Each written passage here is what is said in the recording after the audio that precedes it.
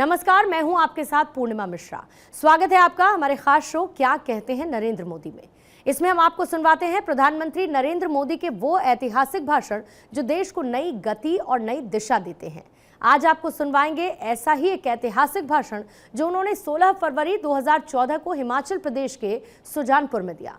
मोदी जी ने अपने भाषण में कहा कि 60 साल में विकास की यात्रा में देश पीछे रह गया, लेकिन हमारी सरकार का संकल्प है जो पीछे रह गए हैं उनको हम आगे लेकर जाएं। भारतीय जनता पार्टी की एक स्पष्ट भूमिका है कि जो लोग पिछले 60 साल में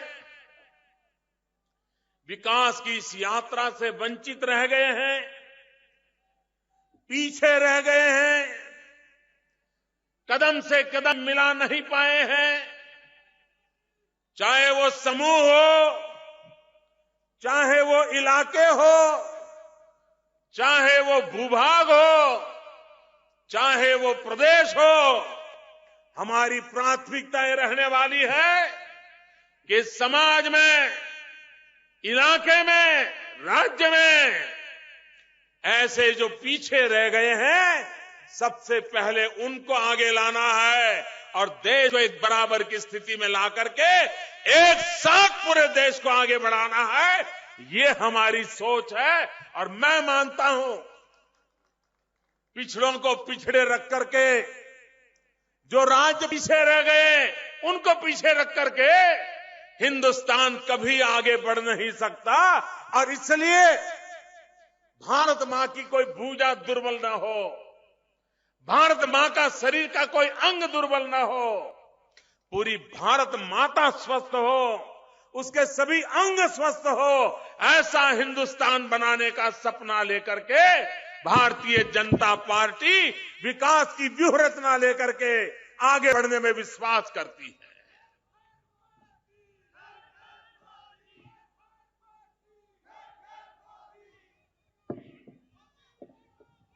भाइयों बहनों, दुनिया के हर देश में पहाड़ों के में टूरिज्म को विकसित करने के लिए उन देशों ने इस बात को प्राथमिकता दी है कि रेल कनेक्टिविटी बनाई है। टूरिज्म को डेवलप करना है और पहाड़ी इलाके में डेवलप करना है तो सारी दुनिया ने इस मॉडल को स्वीकार किया है। एक हम ही अकेले ऐसे हैं कि इस प्रकार का मजबूत नेटवर्क नहीं बनाते, उसके कारण उत्तराखंड जैसे हादसे होते हैं। उसी के कारण आए दिन हमारे हिमाचल में बसें गिर जाना, 25-30 लोगों का मर जाना, ये आए दिन होता रहता है।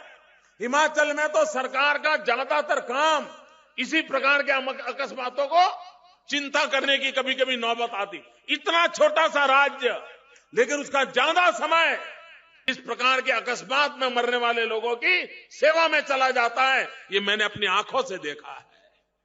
क्या भाइयों बहनों, एक अच्छा रेल नेटवर्क हमारे हिमाचल को मिलना चाहिए कि नहीं मिलना चाहिए?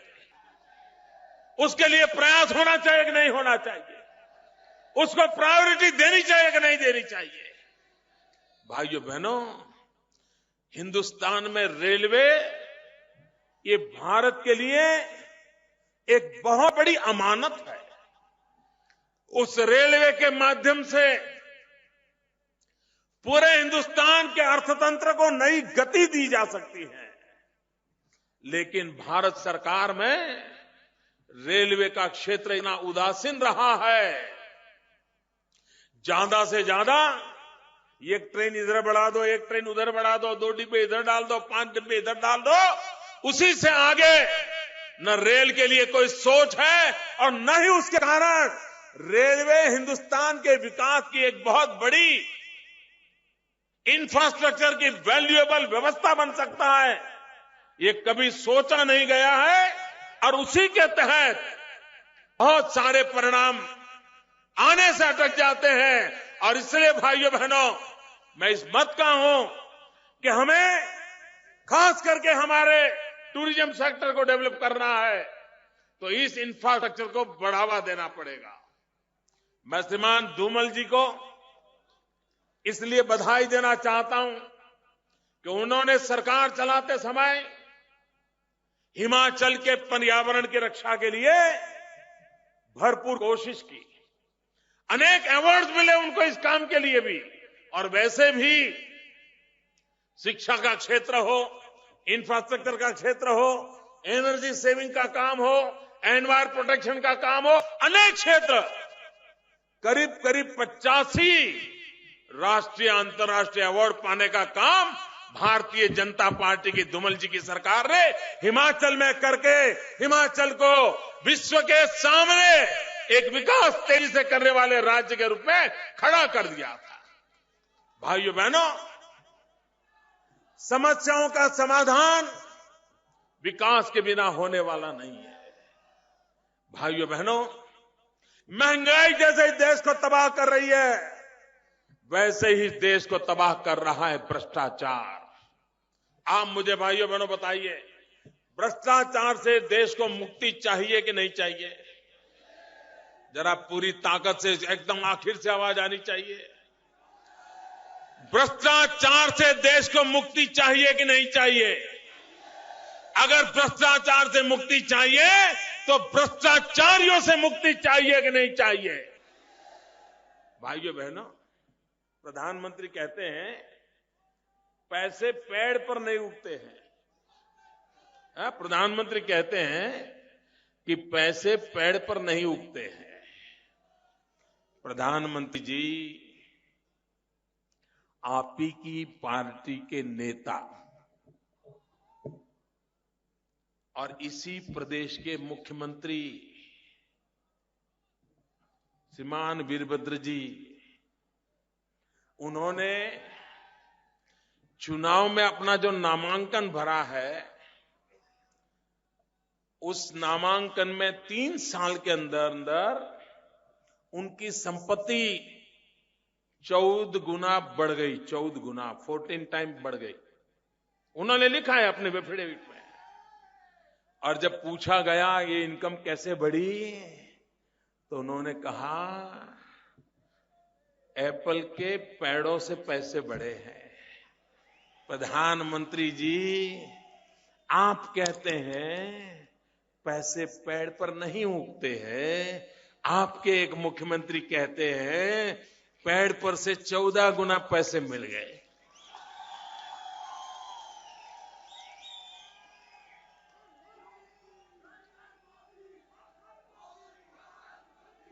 प्रधानमंत्री जी,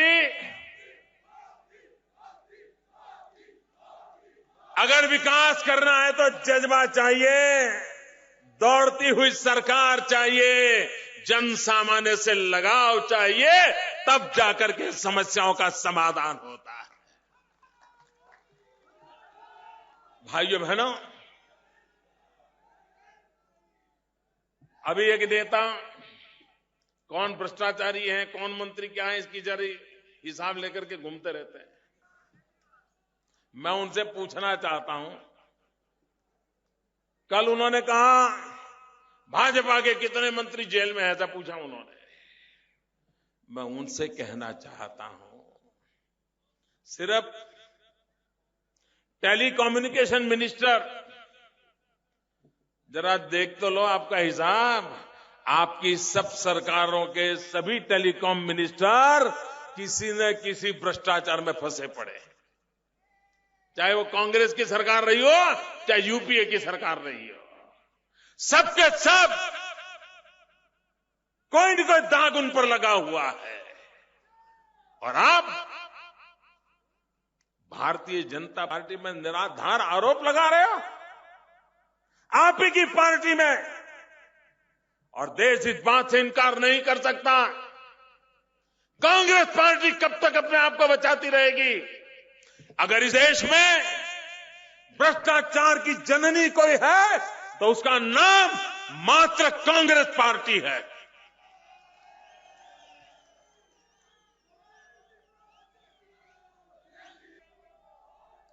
आप देखिए, पूरे विश्व में टूरिज्म के विकास के लिए बहुत संभावनाएं पड़ी है। पूरे विश्व में एक व्यवसाय बहुत ही तेजी से आगे बढ़ रहा है, वो है टूरिज्म। आधुनिक टेक्नोलॉजी के कारण दुनिया बहुत छोटी हो गई है और दुनिया का हर व्यक्ति दुनिया को जानना समझना चाहता है। भाइयों बहनों, 125 करोड़ देशवासी हिंदुस्तान के, वे भी टूरिज्म का एक बहुत बड़ा मार्केट है, उनका भी टूरिज्म का डेस्टिनेशन है। क्या सिर्फ टीवी पर इनक्रेडिबल इंडिया कहने से दुनिया के टूरिस्ट आ जाएंगे क्या? भाइयों बहनों, हिमाचल के गरीब से गरीब व्यक्ति को रोजी रोटी देने का अवसर टूरिज्म से मिलता है। हिमाचल के नौजवान को रोजी रोटी कमाने के लिए अपना घर गांव छोड़ करके दिल्ली की गलियों में जिंदगी गुजारनी न पड़नी चाहिए, उसको अपने घर में रोजी रोटी मिलनी चाहिए। टूरिज्म में वो ताकत है कि यहां के नौजवान को रोजगार मिल सकता है। और भाइयों बहनों, थोड़ी कोशिश की जाए, टूरिज्म बहुत आसानी से विकास किया जा सकता है। और हम तो हिमाचल में जानते हैं जी, थोड़ी सी भी व्यवस्था खड़ी कर दी जाए, अरे कहीं पर एक छोटी सी चाय का ठेला लेके कोई खड़ा हो जाए तो आज आते जाती 25 गाड़ियां खड़ी हो जाती है, चाय वाला भी कमाने लग जाता है। आजकल मैं चाय वाले की बात करता हूं ना, तो कुछ लोगों को गुस्सा आता है। मैं हैरान हूं, हमारे देश में राजनीतिक अस्पृश्यता इस हद तक पनप गई है कि एक बार केरल के एक कम्युनिस्ट पार्टी के नेता ने मोदी की तारीफ की, उसको पार्टी से निकाल दिया। कोई एक मंत्री मुझे मिलने आया, उसका हिसाब मांगा गया। ऐसा आतंक फैलाया गया है हमारे देश में। अमिताभ बच्चन हमारे यहां टीवी का एडवर्टाइजमेंट करते हैं, उनको भी 50 बार आप मोदी के साथ, आप मोदी के साथ, पता नहीं क्या हो गया है। भाइयों बहनों, इंसान तो छोड़ो, आप लोग चाय को भी गाली देने लगे। मोदी जो क्या चाय की बात बोल दिया, चाय को भी गाली दे रहे हैं। भाइयों बहनों, ये नफरत की राजनीति, ये अस्पृश्यता की राजनीति लोकतंत्र के अंदर उसके लिए कोई जगह नहीं होती है। लोकतंत्र में हर एक को अपने विचार रखने का अधिकार होता है, अपनी बात बताने का अधिकार होता है, उसकी काट करने का दूसरे को अधिकार होता है। लेकिन अस्पृश्यता का माहौल, नफरत का माहौल लोकतंत्र के स्वास्थ्य के लिए अच्छा नहीं होता है। लेकिन कांग्रेस पार्टी के स्वभाव में लोकतंत्र नहीं है, वो वंशवादी पार्टी है। और जो वंशवादी होते हैं वो लोकतंत्र के दुश्मन होते हैं। भाइयों, ये वंशवादी पार्टियां हैं, इन वंशवादियों से देश को बचाना होगा। और इसलिए भाई बहनों, चाहे महंगाई से मुक्ति चाहिए, भ्रष्टाचार से मुक्ति चाहिए, नौजवान को रोजगार चाहिए।